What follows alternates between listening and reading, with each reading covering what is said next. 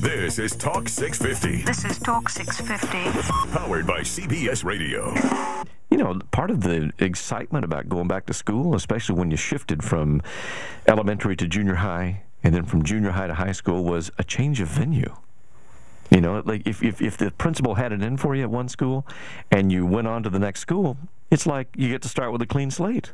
Well, and new classmates in your zone to go to school with different people. It's part of the growing experience. I didn't have that experience because I was the daughter of a preacher and a teacher, and I went to very small church schools. But I changed schools a lot. At least you changed schools a lot. Did your folks move around a lot because your dad was a preacher? Well, we didn't grow up in Houston. I mean, when I was really little, we were in like Bryan, Texas, College Station. Yeah. But we had lived out of the country. We lived in the same part of Houston once we moved back from El Salvador, but we changed schools a couple times. And I had 2 different high schools, and, you know, I just got used to it. We didn't really move around a whole lot besides going to Central America for a couple years and coming back. How old were you when you did the Central American experiment? I remember having my 7th birthday, so I was 6 and 7. When I was in El Salvador, so late 80s, early, like 1989, 1990. What advantage did that give you, Anna-Magen, when you came back to the U.S. schools, having been in that part of the world for a couple of years as a young kid, but still, you had that experience. Well, and you came back to the U.S. schools. I learned Spanish to make friends. Yeah. And because we were trying to teach, my parents opened a church and a school down there, and they were trying to teach some, they're trying to, not just about the Bible and God and everything, but English as well. But I came back to Houston, and had we done it right, my family would have put me with some people where I would have been able to practice my Spanish and keep it up. But I lost it. But I did have an advantage in college when it came time to learn Spanish.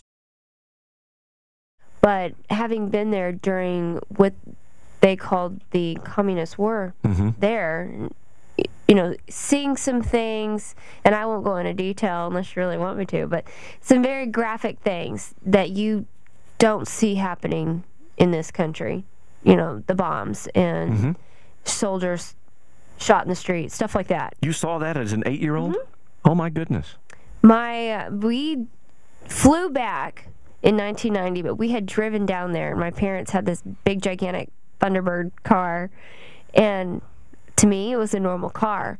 You take that big, gigantic car and you put it on the tiny streets in El Salvador, only one car could go down the road, and that was the Thunderbird. You had to wait till you get to an intersection for their smaller cars to come by. Their streets were so narrow.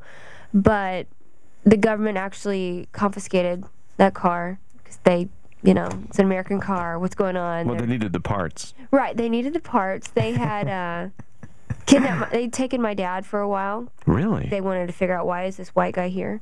Who is this guy? Yeah. Why is he in our country? Because it was such a really horrible time. And